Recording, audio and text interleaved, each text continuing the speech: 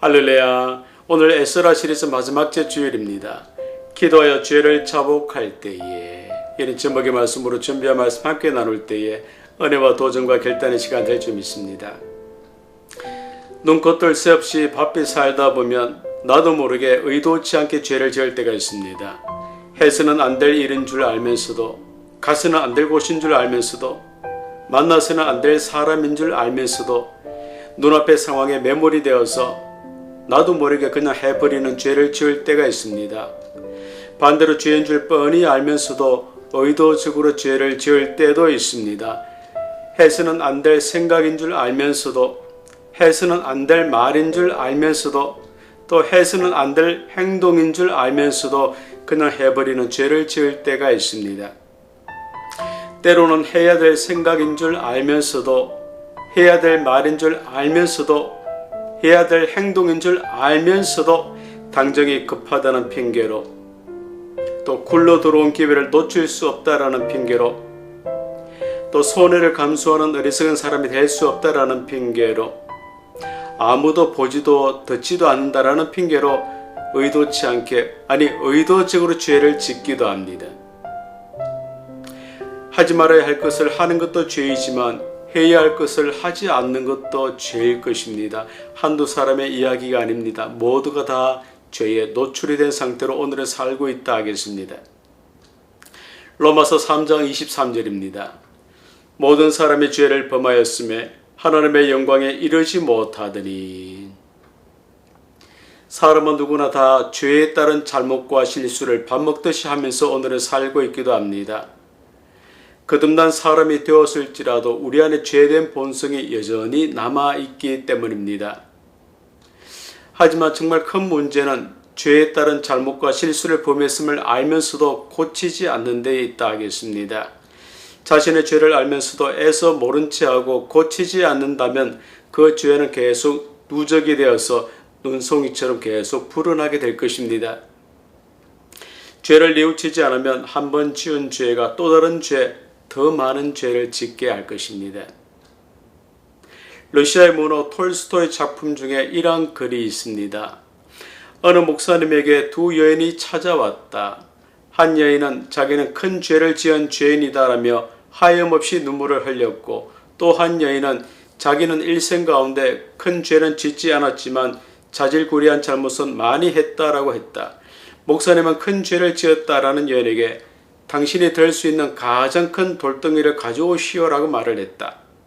그리고 작은 잘못을 많이 한 여인에게는 조그마한 돌멩이들을 치마폭에 가득 주오시오라고 말을 했다. 한참 후에 목사님이 시킨 대로 한 여인은 커다란 돌덩이를 낑낑거리며 힘들게 옮겨왔고, 다른 여인은 새알 많은 작은 돌들을 치마폭에 가득 주워왔다. 그러자 목사님은 이제 그 돌멩이를 제자리에 다시 갖다 놓으시오라고 여인들에게 말을 했다. 큰 돌덩이를 가져온 여인은 그 돌덩이를 제자리에 쉽게 갖다 놓았다.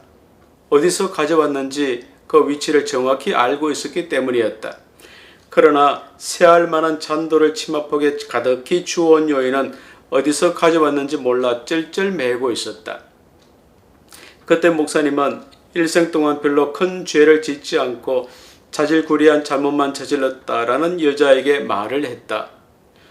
하루하루 이러저러한 죄를 지으면서도 하나님께 죄책감 없이 일생을 살아왔기 때문에 많은 죄를 짓고도 회개 한 번 하지 않았어.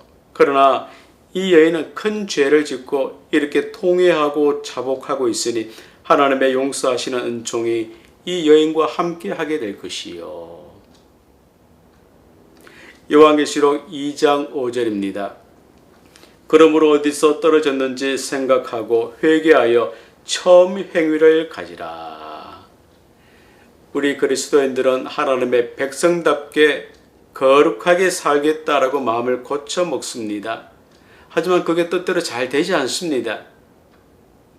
여전히 헛된 욕망에 흔들리고 자기 중심적인 삶은 잘 변하지 않습니다. 우리의 내면이 시멘트가 굳어지면 잘 부서지지 않는 것처럼 그토록 공고하고 완고하기 때문일 것입니다.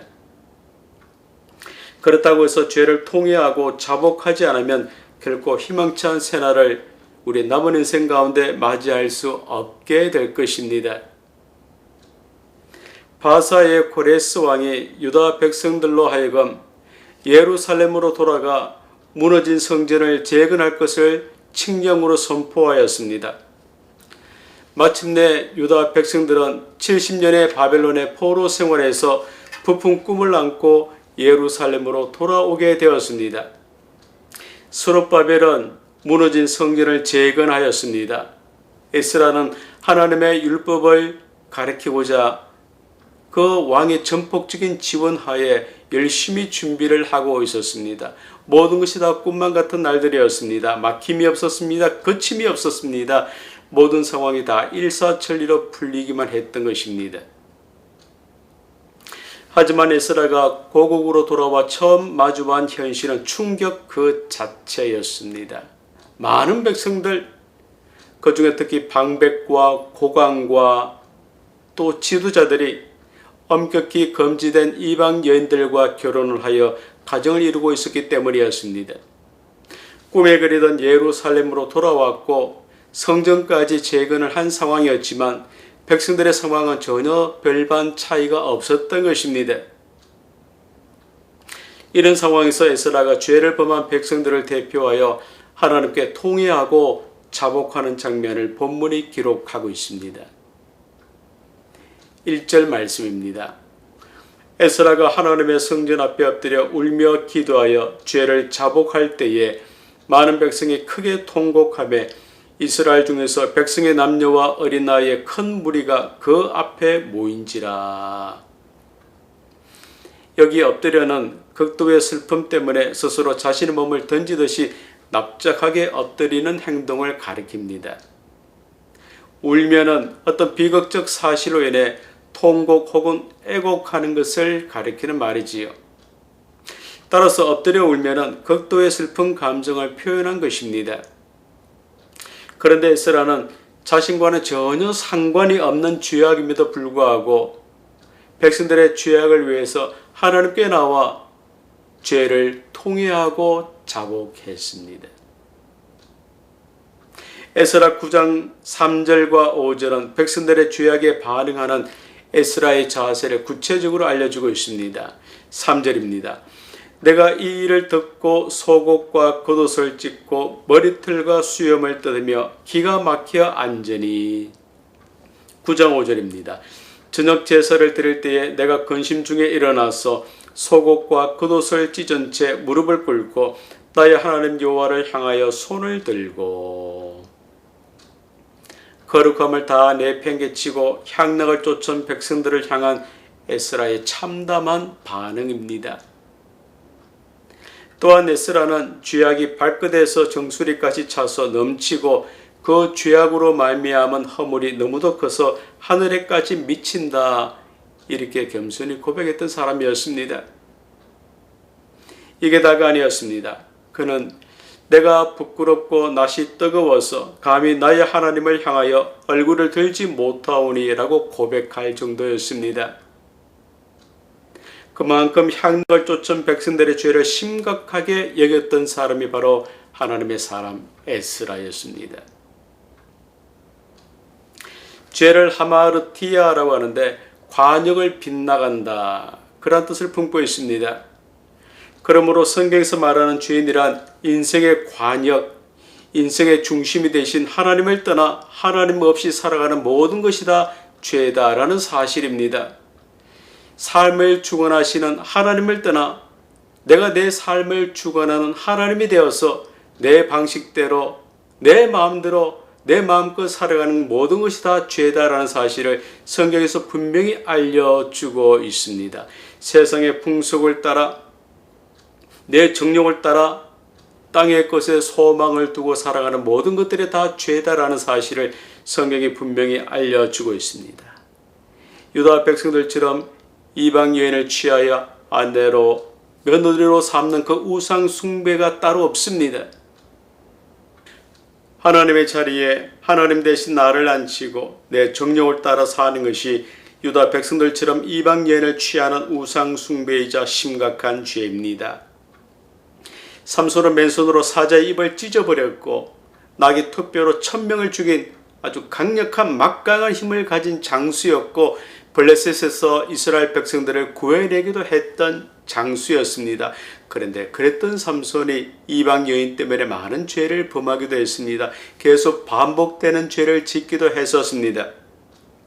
그래서 그의 부모가 이스라엘 여인들 중에서 아내를 취할 것을 권면해 주었지만 삼손은 그의 부모들의 말마저 무시하고 계속 이방 여인을 탐했던 사람이었습니다. 이방 여인의 문제로 사고를 치고 부모의 마음에 걱정과 근심을 안겼다면 더 조심해야만 했었는데 그는 그러지 않았습니다. 이런 삼손의 약점을 정확히 파악을 한 블레셋이 결국 들리라를 통해 그를 완전히 무장해제시켜 버렸던 것이지요.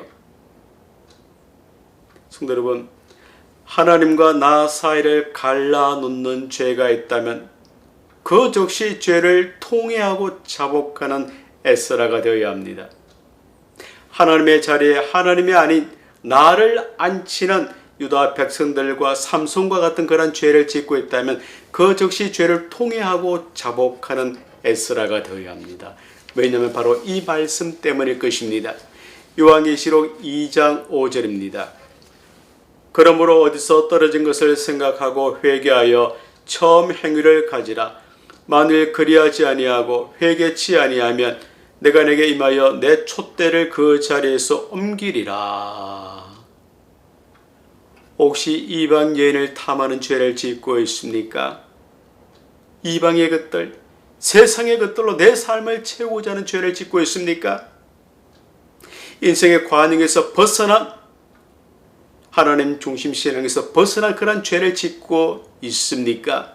그럼 하나님의 성전 앞에 바싹 엎드려 울며 회개하며 통회하며 자복하는 에스라가 되어야 하지 않겠습니까? 그렇습니다. 엄격히 금지된 이방 여인을 탐하는 우상 숭배가 따로 있지 않습니다. 주위 사람들이 나를 인정해 주길 바라는 심보로 내 이력, 내 경력을 부풀리고 과대 포장하고 계십니까? 엄나무를 몰래 찾아보십니까? 아닌 척하면서 은근슬쩍 남들의 허물을 들춰내고 있습니까? 부당한 방식으로 내 욕심을 채우고 있습니까? 분명 해서는 안 될 일인 줄 알면서도 무턱대고 해버리고 있습니까? 해야 될 일인 줄 알면서도 이런저런 핑계로 하지 않고 있습니까? 혹시 내 안의 성소, 하나님의 자리에 하나님이 아닌 나를 앉히고 나를 앞세우고 오늘을 살고 있지는 않습니까? 이 모든 것들이 이방 여인과 결혼을 했던 유다 백성들의 모습입니다.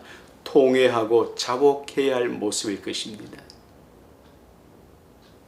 이런 유다 백성들의 죄악된 모습을 목격한 에스라는 그 즉시 자신의 속옷과 겉옷을 찢어버리고 머리털과 수염을 뜯어버리고 하나님 앞에서 죄를 통회하고 자복했습니다. 다시 1절입니다. 에스라가 하나님의 성전 앞에 엎드려 울며 기도하여 죄를 자복할 때에 많은 백성이 크게 통곡하며 이스라엘 중에서 백성의 남녀와 어린 나이의 큰 무리가 그 앞에 모인지라. 죄를 지은 사람들은 여러 백성들과 방백과 고관과 지도자들이었습니다. 에스라가 아니었습니다. 그런데 죄를 지은 많은 사람들을 위해 한 사람 에스라가 하나님께 나와 그 죄를 통회하고 자복했습니다. 이런 에스라의 회개에 백성들이 어떻게 반응을 했습니까? 많은 백성이 크게 통곡하며 이스라엘 중에서 백성의 남녀와 어린 나이의 큰 무리가 그 앞에 모인지라. 에스라는 백성들을 비난하는 대신 그들의 죄를 자신의 죄처럼 짊어지고 하나님께 나와 하나님 앞에 바싹 엎드렸습니다. 결국 그의 모습은 백성들이 자발적으로 죄를 끊어내게 하는 기폭제가 되었습니다. 즉 에스라 한 사람의 철저한 통회와 자복과 애통하는 회개의 기도는 당시 유다 공동체의 영적 흐름을 완전히 바꾸어 놓는 기폭제가 되었던 것입니다. 이처럼 변화된 한 사람의 영향력이 공동체의 흐름을 완전히 바꾸어 놓습니다. 한 사람의 영향력이 무너진 하나님과의 관계를 회복시키는 막강한 힘이 있다라는 사실입니다. 하나님께서는 원하시는 뜻을 이루시기 위해 한 사람을 지명하여 부르시고 그 한 사람을 통해 원하시는 뜻을 이루어 가시는 분이십니다. 하나님께서는 한 사람 아브라함을 부르시고 그로 통해 이스라엘 민족을 이루게 하셨고 한 사람 노아를 부르시고 그로 통해 방주를 만들게 하셨습니다. 우리 하나님께서는 한 사람 모세를 부르셔서 출애굽의 리더로 세우셨고 한 사람 다윗을 부르셔서 골리앗을 무찌르게 하셨습니다.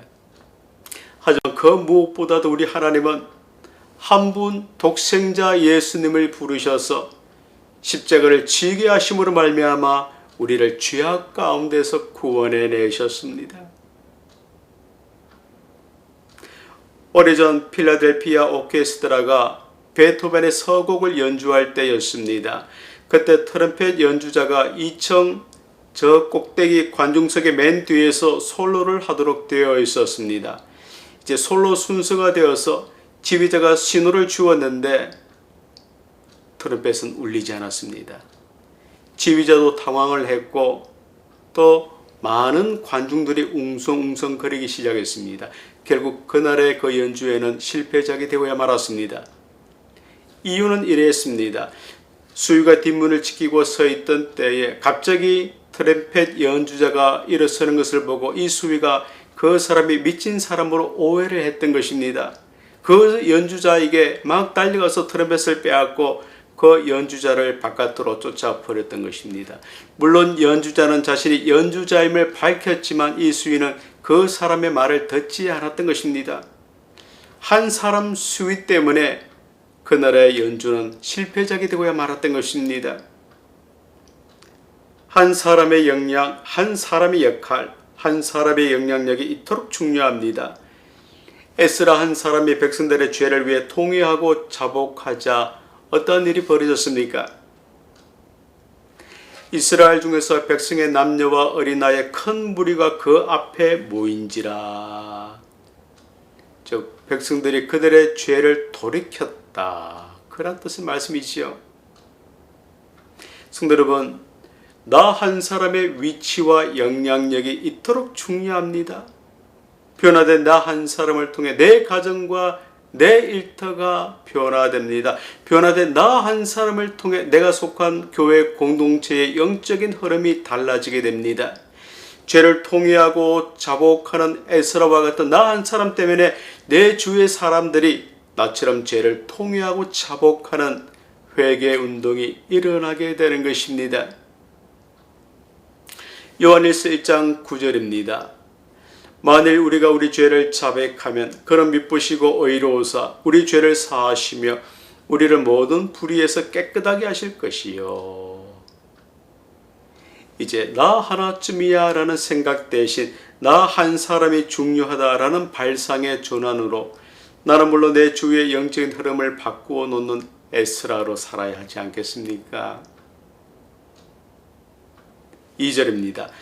엘람 자손 중 여히엘의 아들 스가냐가 에스라에게 이르되 우리가 우리 하나님께 범죄하여 이 땅 이방 여자를 맞이하여 아내로 삼았으나 이스라엘에게 아직도 소망이 있나니. 엘람 자손은 타고난 인물이나 제사장들이 아닌 평민들이었습니다. 스가냐라는 이름은 본수와 느헤미야서를 통해 6번 언급이 되지만 그중 어느 하나도 본절의 스가냐와 동일시될 만한 증거는 없습니다. 이스라엘에게 아직도 소망이 있나니. 스가냐는 유다 백성들이 이방 여인과 통혼을 하며 우상 숭배한 가운데서도 소망이 있다. 이렇게 말을 했습니다. 이것은 에스라가 주도한 회개 운동을 통해 그들의 죄가 무엇인지 확실히 알았고 이를 뉘우칠 수 있는 기회로 삼을 수 있었기 때문이었습니다. 척박한 삶의 환경 가운데서도 흉흉한 인생살이 가운데서도 다람쥐 쳇바퀴 돌듯이 반복되는 일상 가운데서도 내일의 소망 갖고 살기를 소망하십니까? 이방의 것들, 세상의 것들로 내 삶을 채우며 살면서도 내일의 소망 갖고 살기를 정말 소망하십니까? 그럼 하나님께 나와 지은 죄를 다 통회하고 자복하십시오. 때 묻은 어제의 나를 끊어버리지 않고서는 희망찬 내일을 맞이할 수 없게 될 것입니다. 내 발목에 채워진 죄의 쇠사슬을 끊어버리지 않고서는 희망찬 내일을 맞이할 수 없게 될 것입니다. 회개는 단순히 잘못을 뉘우치는 후회를 넘어 삶의 방향을 하나님께로 돌리는 일입니다. 세상에 찌들었던 내 삶을 하나님께로 방향 전환을 할 때 소망이 내 삶 가운데 솟구쳐 오르게 될 것입니다. 이발사가 목사님 앞에서 하나님께서 살아계시다면 어찌 이 세상에 죄가 이렇게 많이 있고 왜 가난한 사람들이 이렇게 많이 있습니까? 라면서 기독교의 모순을 지적했습니다. 때마침 그때에 머리를 깎지 않은 아주 긴 머리의 사람이 지저분한 모습으로 지나갔습니다. 이를 본 목사님이 이발사가 있는데 왜 저 사람은 이발을 하지 않을까요? 그러자 이발사는 저 사람이 나를 찾지 않고 나에게 나오지 않는데 내가 어떻게 이발을 깎아줄 수가 있겠습니까? 이렇게 말을 했습니다. 답변을 들은 목사님은 마찬가지로 세상 사람들이 하나님을 찾지 않는데 그 책임이 누구에게 있겠습니까? 이렇게 말을 했다라고 합니다. 하나님을 찾지 않는 사람에게 소망이 없습니다. 성도 여러분, 스가랴가 말한 소망을 붙들기를 소망하십니까? 정말 그 소망을 붙들기를 소망하십니까? 그럼 하나님께 나와 어제의 삶을 통회하고 자복하십시오. 이사야 1장 18절입니다. 너희의 죄가 주원 같을지라도 눈과 같이 희어질 것이요 진홍같이 붉을지라도 양털같이 희게 되리라. 신실하신 하나님, 의로우신 하나님, 그 하나님께서는 내가 죄를 지을 때에도 나를 떠나지 않으셨습니다. 내가 세상의 흐름을 따라 세상의 재미를 쫓아 하나님을 멀리할 때에도 나를 버리지도 아니하셨습니다. 오히려 그 하나님께서는 내가 죄 가운데에 우왕좌왕할 때에 나를 긍휼히 여겨 주셨습니다. 이런 내가 내 모든 죄를 다 토해낼 때에 하나님께서 이런 나를 품어주십니다. 다시 품어주십니다. 그런데 참된 회개에는 반드시 거기에 합당한 행동에 따라야 함을 우린 잊지 말아야 합니다. 3절입니다. 곧 내 주의 교훈을 따르며 우리 하나님의 명령을 떨며 준행하는 자의 가르침을 따라 이 모든 아내와 그들의 소생을 다 내보내기로 우리 하나님과 언약을 세우고 율법대로 행할 것이라. 아내를 내보내는 것은 결혼의 율법과 상치되는 원인 무효의 법적 상태였다라는 점에서 볼 때 타당한 행동이었습니다. 소생, 즉 그 아내에게서 태어난 자녀들을 내보내는 행동은 아주 잔인하게 보이기도 합니다. 하지만 자녀들은 어머니의 종교적 영향을 크게 받는 관계로 틀림없이 이방의 풍습이나 또 종교에 젖어 있었을 것이며 주변의 많은 이방 종교로부터 여호와 신앙의 순수성을 지켜야 한다라는 절대 명제를 갖고 있었다라는 점 등으로 볼 때 소생을 내보내는 것은 필요한 행동이었습니다. 에스라의 피눈물이 나는 통회와 자복에 동참을 한 유다 백성들은 자신들의 죄악을 돌아보는 것으로 그치지 않았습니다. 자신들의 죄악을 열거하는 것으로 그치지도 않았습니다. 자신들의 죄악을 통회하고 자복하는 것으로도 그치지 않았습니다. 그들은 율법을 따라 모든 아내와 그들의 소생을 유다 공동체에서 쫓아내었습니다. 실제 행동으로 죄악을 끊어버렸습니다. 죄의 씨앗을 뽑아버렸습니다. 죄의 뿌리를 뽑아버렸습니다.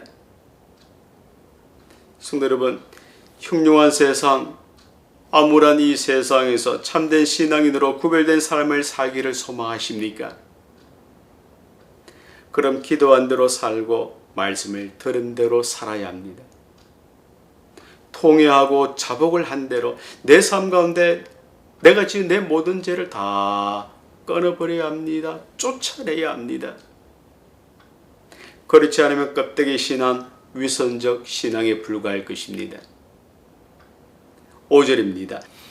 이에 에스라가 일어나 제사장들과 레위 사람들과 온 이스라엘에게 이 말대로 행하기를 맹세하게 하며 무리가 맹세하는지라. 에스라의 회개는 단순히 뉘우침 정도의 그러한 회개가 결코 아니었습니다.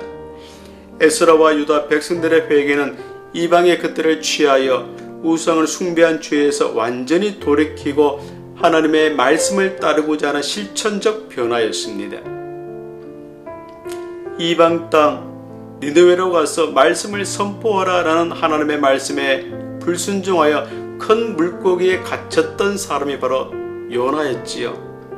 하지만 요나는 그 물고기 배 속에서 자신이 저지른 죄, 그 불순종을 통회하고 자복을 하자 그 큰 물고기가 니느웨 해변가에 그를 토해냈습니다. 바로 그때부터 이 요나가 이방 땅 니느웨에서 하나님의 말씀 복음을 선포하자 모든 백성들이 굵은 베옷을 입고 눈물로 회개를 하게 되었습니다. 성도 여러분, 행함이 없는 믿음은 죽은 믿음입니다. 오늘 우리의 믿음이 왜 생명력이 없는 박제된 믿음이다라는 핀잔을 듣겠습니까? 왜 우리의 믿음 생활이 속빈 강정이다라는 핀잔을 듣겠습니까? 삶 가운데서 이방의 것들을 끊어버리는 실천적 행동이 없기 때문입니다. 이방의 것들, 아내와 소생을 끊어버리는, 털어버리는 실천적 행동이 없기 때문일 것입니다. 어찌 이런 모습으로 십자가를 질 수가 있다는 말입니까?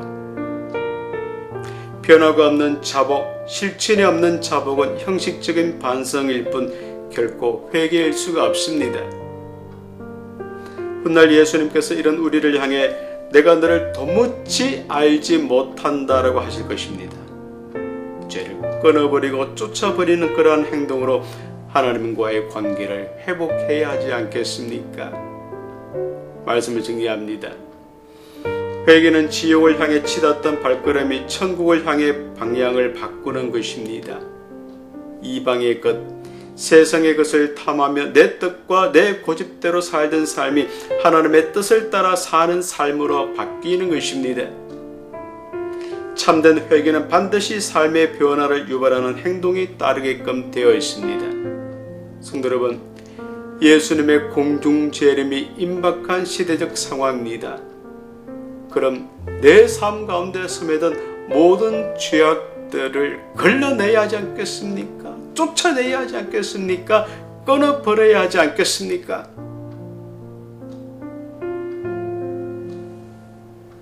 이 믿음의 자세로 하나님과의 관계를 단단히 다져가신 우리 모든 성도들이 다 되시기를 주 예수 그리스도 이름으로 간절히 축원드립니다.